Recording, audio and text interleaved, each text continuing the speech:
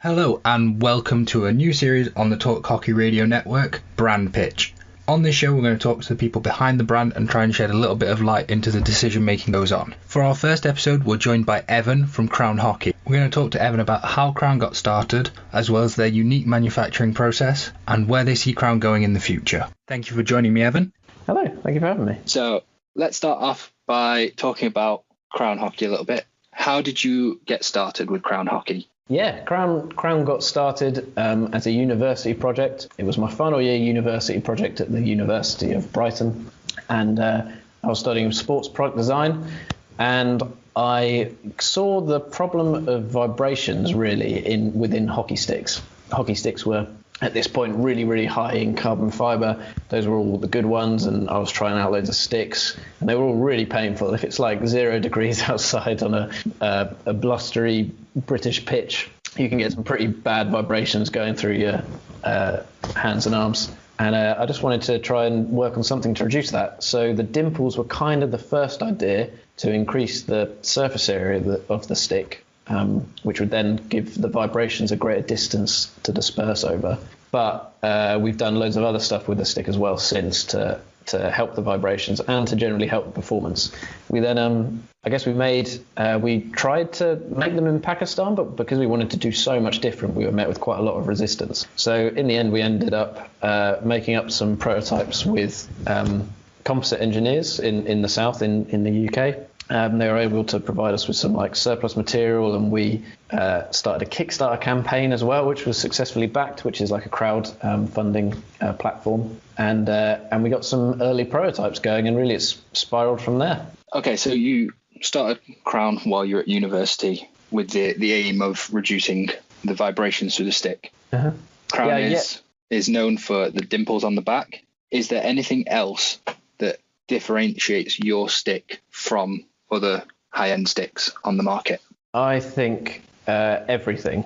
I think we're making them in a very different way with a foam core in the middle. We're using far higher grade of material than anyone else, far more expensive, different kind of material as well to what I believe, at least I think other people are using. And really we're making a very different product.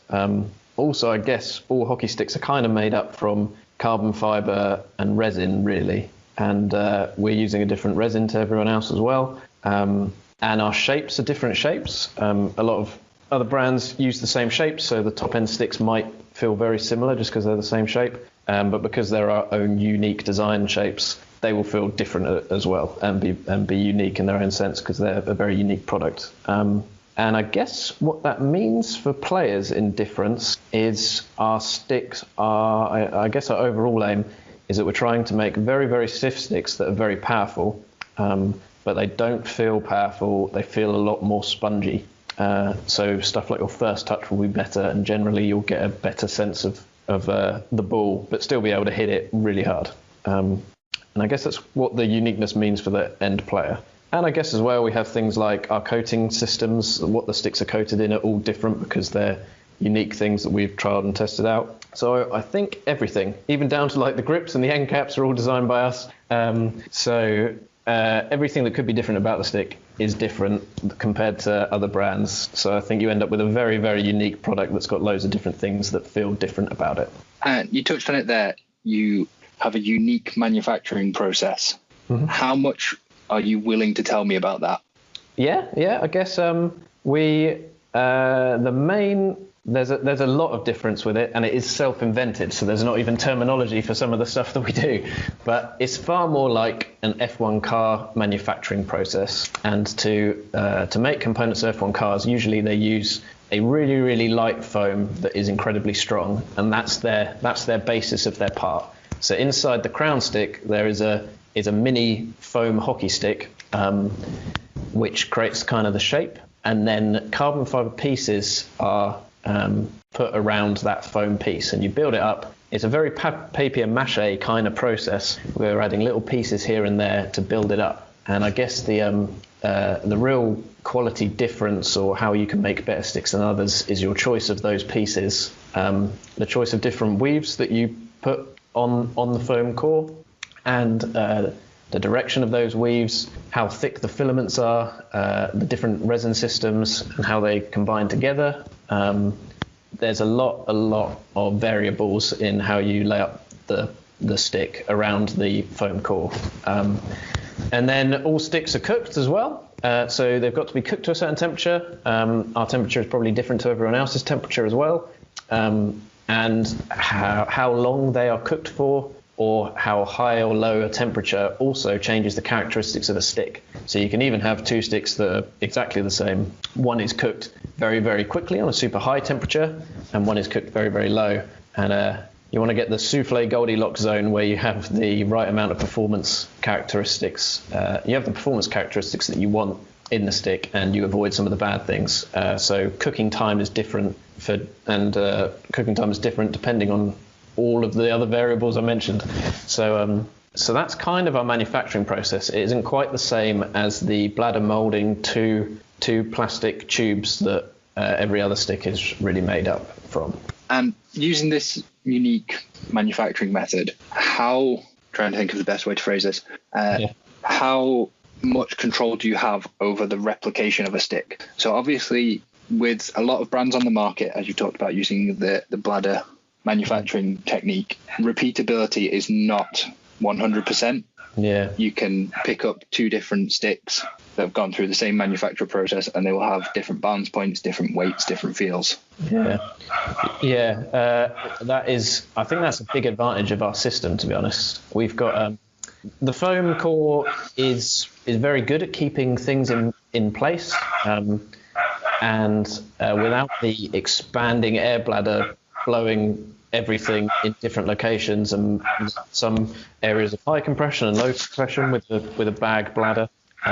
Without that going on, and the foam keeping all the pieces in place, our variance sticks and balance points and stuff like that is very, very small. We've actually found that there's more variance in our grip weights than there can be in our stick models. So we start to do weird things like tailor different grips to different sticks that we make to try and balance them out a bit. But no, I think consistency is one of the best things about this process, and I think it's quite important when you get to the high-end stick level. I've heard many stories about pro players that go around shops looking to buy another one of their stick that they've been given as a sponsorship. But they go around stores just trying to find one that feels the same, and then maybe they end up buying another brand stick and that is the same shape but the weight and balance that they like. And they have to buy that and spray it up differently or black or something like that instead. So I think consistency is a really big problem with hockey. It's really hard to buy, especially as everyone's buying sticks online now. I think it's a worthwhile issue solving. And the foam core, keeping everything in place, and the type of carbon fiber we use, I guess, if you've ever gone on YouTube and watched a stick manufacturing video from another brand, you'll notice that the resins they use are usually very liquidy, and sometimes they're even like painting extra resin on into molds and things like that. And I think that just adds to the ununiformity of the stick shape, because the resin can flow and move around everywhere. Our resin is very, very sticky and really remains in place, so there's not too much resin flow within the stick, which also means that stuff like little high pockets of resin don't exist quite as much, and so maybe the stick is the correct balance point that you want. The resin hasn't changed the properties of the stick. So I think, I'm mainly putting it down to the foam core, and the stickiness of our resin, I guess, is the thing that makes our process a little bit more consistent than I think other people's are. I hope that makes sense.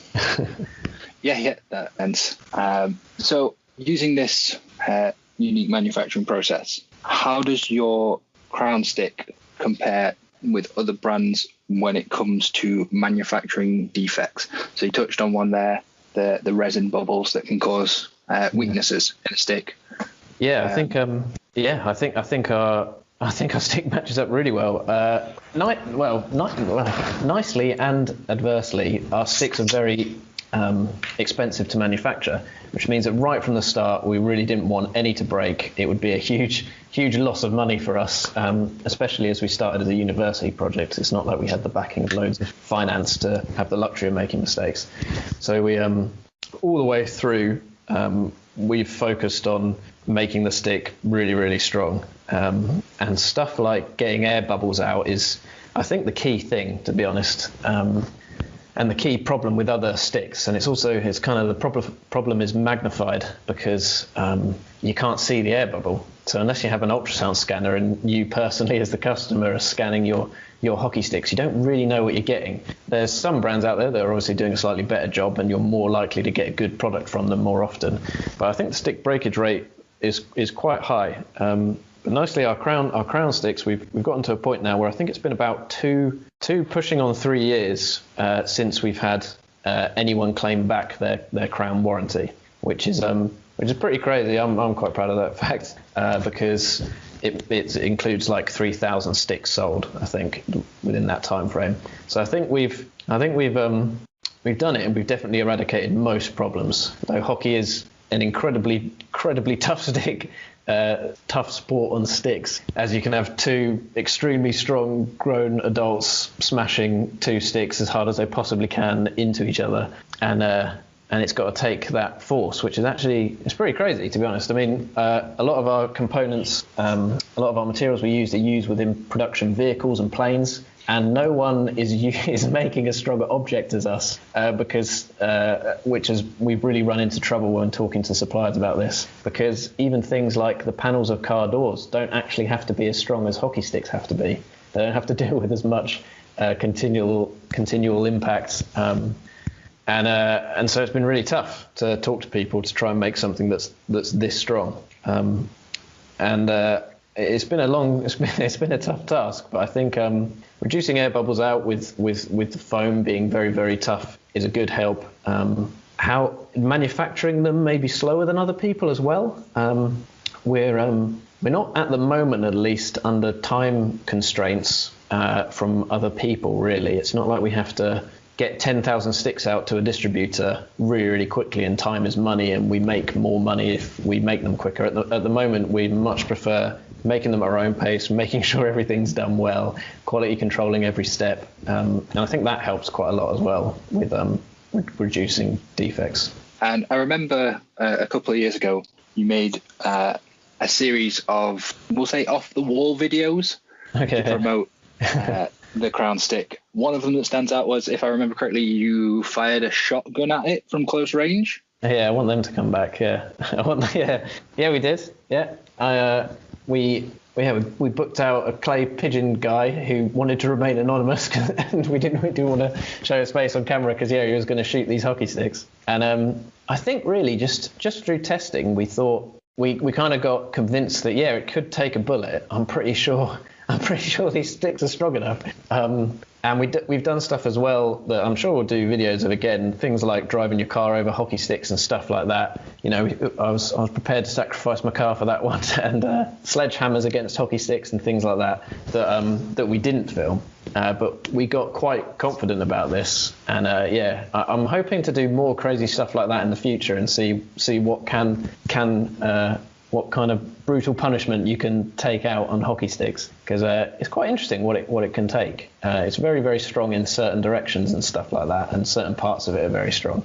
The bullet stopping one was pretty fun, and I wouldn't want to have to use a hockey stick as a bulletproof shield, but I mean, a small peace of mind maybe now that I know that maybe I could do it in case of crazy events.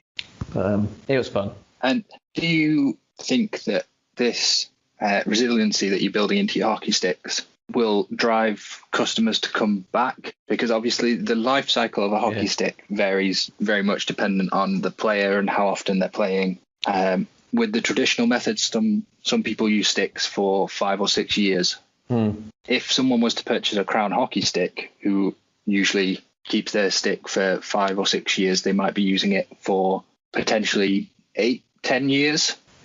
We've definitely we've built ourselves a problem here, because there are some people that don't play often against stick hackers and play on excellent quality AstroTurf pitches and things like that, and their sticks last ages. They're never the paintwork on them is still looking quite good years later. And I do think that is a bit of an issue for a company, because you can never really build repeat customers up. So I guess on that front, how we've tried to avoid that problem is to just make other products, really. I think there's other little small things within hockey that are small problems that could easily be solved and things like our touch pads are a different product that's trying to solve the issue of touch compounds scraping away and making your surface more uneven. And there's other things like I'm not particularly sure. Shin pads are very well designed right now, and face masks aren't particularly that well designed. So I'm pretty sure that there's also stuff like grips and chamois and stuff as well. But I think all this stuff was invented quite a few years ago, and not too many people are innovating on these, like, I'd call them small hockey problems, or just areas where hockey equipment can get better. So we're hoping to just release more products in the hope that the repeat customers that really like Crown, are enjoying their stick and never want to change it or buy a new one, have these other products that they can use and purchase and enjoy as well. And I guess that's more of our marketing strategy than anything. But it's also quite fun. I guess we're all product designers here at Crown, so we enjoy the problem solving of small issues, and I think that should kind of negate the fact that once a year we're not getting as frequently as other brands might have, where someone just buys a new stick every year from the same brand. Just for the new season they get a new stick. I guess that's our helping our cash flow and marketing out solution, is to make more products and solve more issues within hockey. But yes, it is a tough question. So on that topic of your business model and its sustainability, you currently only offer the highest of high-end hockey sticks, really. Yeah. I think your two models, I think the cheaper one is £250 currently. Yeah. Is the plan to stay at that high tier option, or are you looking to introduce a lower tier stick? Definitely introducing lower tier sticks. I think for us right at the beginning, it was way easier to just make the best thing we possibly could. And the first few prototypes cost us like $2,000, and there was no way we were then going to sell it for more than that to make a profit, because just no one would be buying these sticks. But we've slowly, I guess through making use of economies of scale, selling more, refining our process a bit, we managed to push the Crown stick down to a $330 price, which it now is at, which was a price where I thought, yeah, okay, I think that's a worthwhile product to sell. I think people would buy that now. It's reached a point where it's all right. So we released it at that, and then we kind of did a few small changes to again go down to the 250 mark, and the jump from a 250 RRP stick to what we're aiming at now, which is actually 150. That's a much bigger jump to make for us. So it's been tough, but I think we've been working on a cheaper stick for like 3 years now, and it's meant that we've had to develop a new manufacturing process again. And right now we have 2 prototypes of that stick and that stick only, and that's all of our endeavors over the last 3 years. So it's a tricky task, because we don't want to create a 150 stick that we think is as good as everyone else's 150 pound stick. We want to make one that is an obvious improvement on that, because otherwise we might as well get in contact with the factory that makes other people's sticks and just ask for the same product. But that's not really our style. I feel like that's quite boring. That's happened for like 20 plus years now. So I'd like to make some kind of meaningful difference and actually improve the quality a bit. But it is tough. It's required a lot of R&D. But no, I'm thinking, and especially maybe in the future, I don't think the cheapest stick in the world can be one that is made in a factory in a country where there's low wages, so that you can not pay people very much and put loads of man hours into making a product. I feel like the cheapest stick you can make is probably one that is made in a hockey stick making machine, where like no human comes into contact with the product. It's very automated. I think that would actually end up making better products, probably cheaper as well, because you'd have less scrappage and things like that, and potentially human issues to deal with as well, because if you're reducing the labour cost down, you're able to reduce the amount of humans that are in contact with it. And we want to include more people within Crown. There's a lot of people that like what we're doing and even try out our sticks and like it, but they know that they can't justify the price, or they just don't have the money. But they really do want to get involved. So I would quite like to offer cheaper products that I think is of some benefit and help to people later on down the line. I think we can make it cheaper as we grow. Like at the moment, I think we're selling about 2,000 sticks a year. If we were to sell 200,000 sticks a year, I'm sure we can make use of economies of scale and sell sticks a lot cheaper. So I'm hoping as we grow, we're able to offer better quality products cheaper, really. That's kind of the overall aim. I don't really want to stay in just the high-end bracket, though we still want to be innovating and being on the head of the curve and be the brand that's always creating the next best thing. You touched on it briefly in your answer there, talking about new fabrication methods to reduce the cost. Again, is there anything that you're willing to reveal about that? Yeah, okay. It's probably not going to have the foam core in it anymore. The foam core is very expensive and it holds stuff in place nicely, which was my previous answer. But this one's gonna be different. We're creating whole new tooling. We've been using metal tooling at the moment, and expansion of metal, and even doing things like working with metal, creating the tooling is all a bit expensive. Buying in metal is all expensive. So we're trying to create a new, cheaper tool manufacturing system. And the stick is probably going to be hollow. I don't think it's going to have any foam in it to reduce costs again. But we're quite likely to be using the same carbon fibre that we use in our normal sticks. Because we've gotten used to working with it, we think it's really good. But we will probably try and get less. We get very little scrappage of materials right now, but we'll try and get even less of that with this one. We'll do things like, at the moment we're a very slow, we can make one stick a day, or maybe have a couple on the go in the same day, and then they're all made by the end of the week or something, kind of process. But we're trying to get speed of production up to reduce the cost as well. So making 5 sticks at once with the same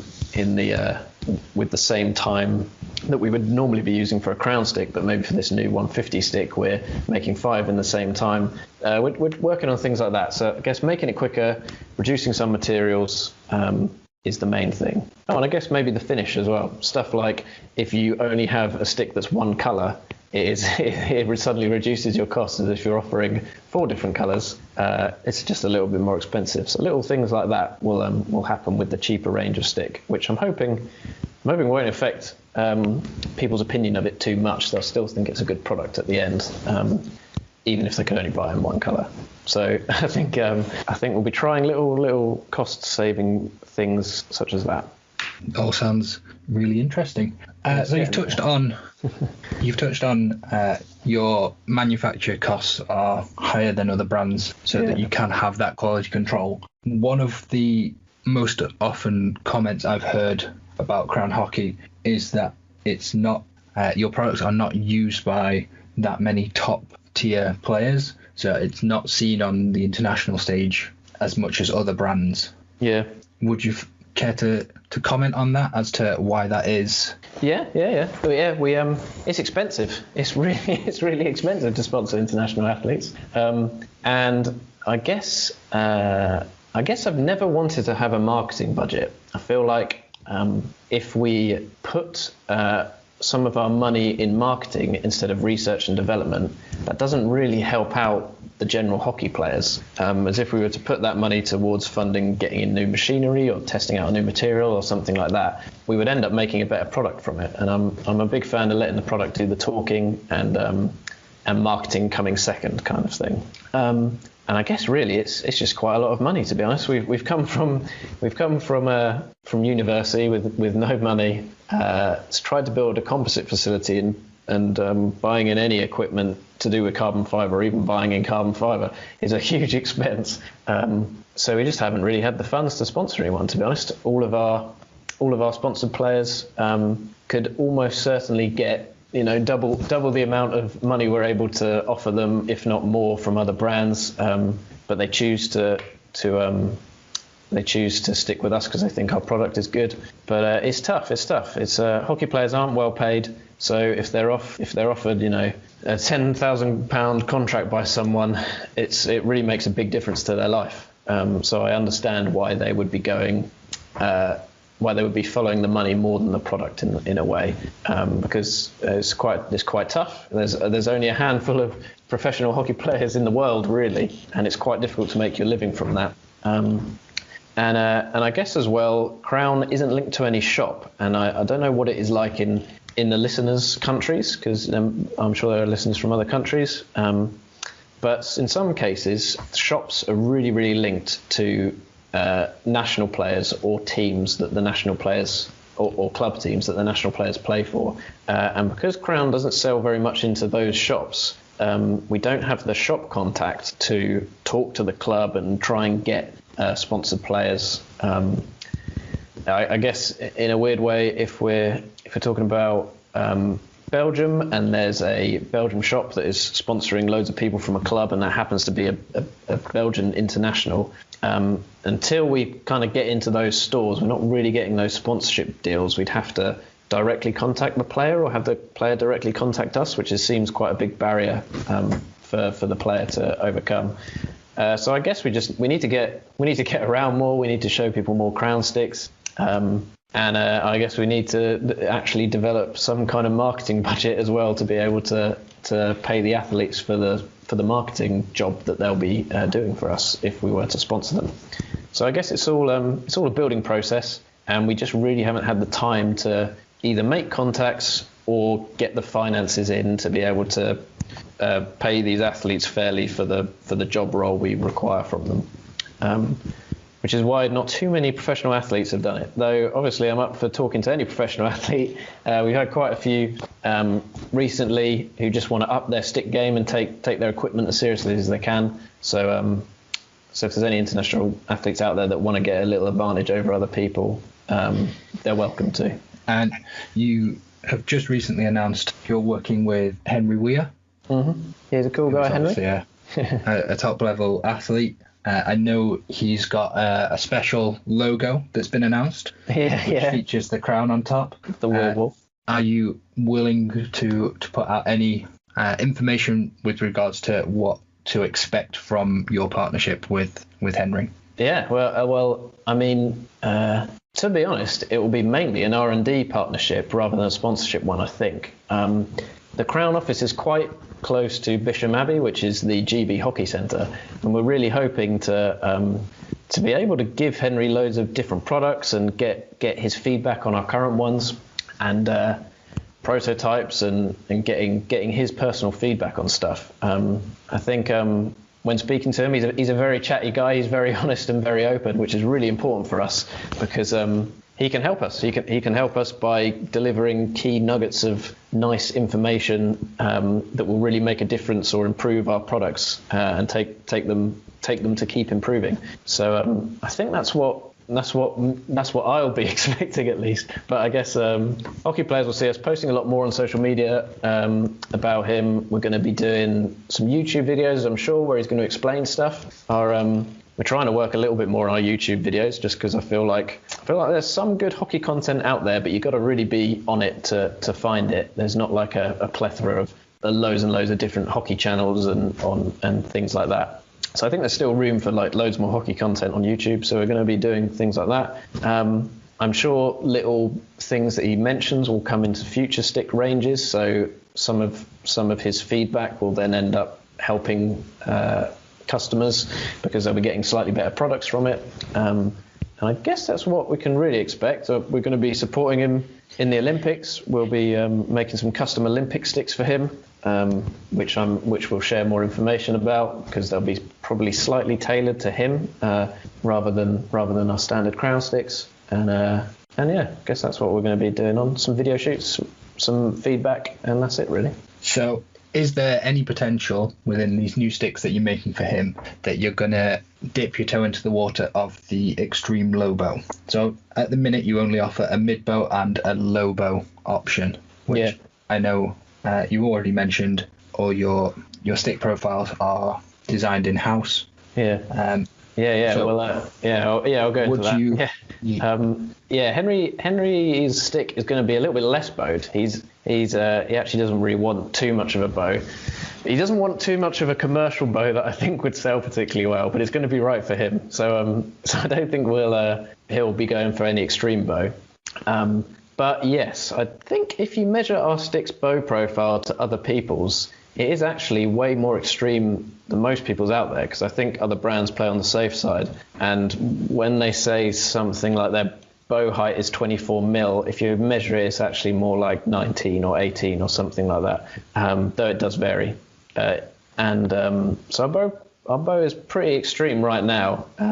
But yeah, you mean lowness of the peak of the bow, and we'll be doing that in the future. I think it's quite odd. We've done a lot of stuff with making the perfect drag flicking stick, and we're slightly unconvinced about the lowness of the bow helping enough with the drag flicks relative to other things that happen with shapes of sticks. We don't think the lowness of the bow is everything, so we've actually weirdly stayed away from that for a little bit. Although, yeah, we're definitely going to make an extreme low bow version of a new crown stick that comes out for sure.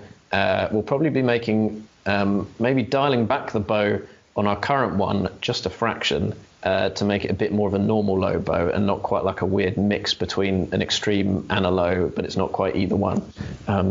So I think we will go extreme low, yes.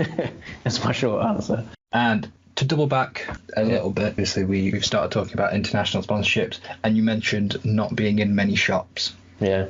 Is that something that you're going to look to do going forward? You're going to try and branch out into stores, especially overseas, perhaps, or do you always plan to do direct sales? I think our direct sales will probably, it's going to be a higher percentage of direct sales than other hockey brands, I would think.